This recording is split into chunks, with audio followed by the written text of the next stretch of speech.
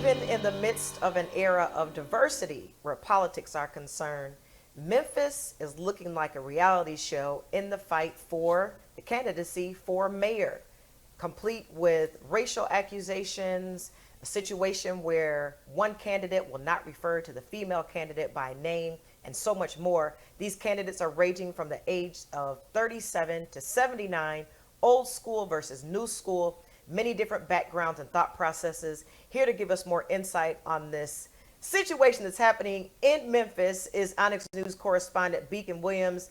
Beacon, what in the world is going on in Memphis as far as the mayoral seat is concerned? I tell you, it's almost like a episode of SmackDown because there's a culture clash going on, and it's what's happening in Memphis is very symbolic of what's happening in America. It's the clash of two worlds right now. So you have an incumbent white mayor that has brought in a ton of development, business into the city. You have a former mayor who was there and was a monster in politics for 18 years. And you have this kind of upstart, 37-year-old female, black, that is coming in, and she has new ideas and she has a new way of thinking. So it's very symbolic and emblematic of what's happening in the country as a whole. So do you foresee this causing an issue to get to the end result of choosing a mayor? And do you see this being an issue once the seat has been filled? I think so, because somebody's going to be upset.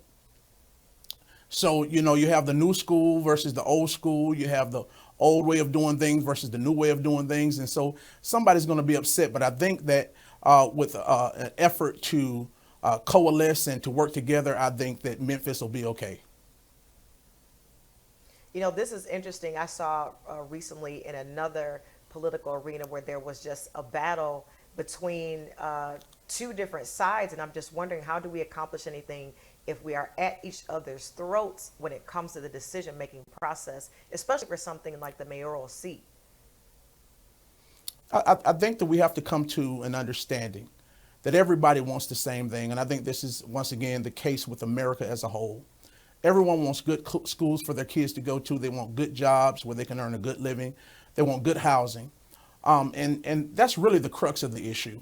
I think politics right now, much like we have in D.C., is too predicated on ego and my way is the right way. And if you don't agree with me, then you're pond scum. I think we just have to get to a point, not just in Memphis, not just in South Carolina, not just in D.C., but across the country, where we can just agree to disagree. Yes, I agree. I'm hoping that Memphis is able to pull this together. And thank you, Beacon, always for great reporting. Thank you so much. You have a blessed day.